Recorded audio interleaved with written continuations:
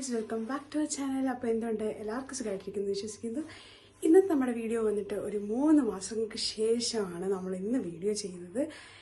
ഇന്നത്തെ വീഡിയോ ഒരു informative video അല്ല, പക്ഷേ ഞാൻ UK വന്നതിന് ശേഷം വീഡിയോ എടുത്ത് തുടങ്ങിയപ്പോൾ തൊട്ട് എൻ്റെ അടുത്ത് കുറേ പേര് ചോദിച്ച ഒരു കാര്യമുണ്ട്, എൻ്റെ ഹസ്ബൻഡ് എന്ത് ചെയ്യുന്നു.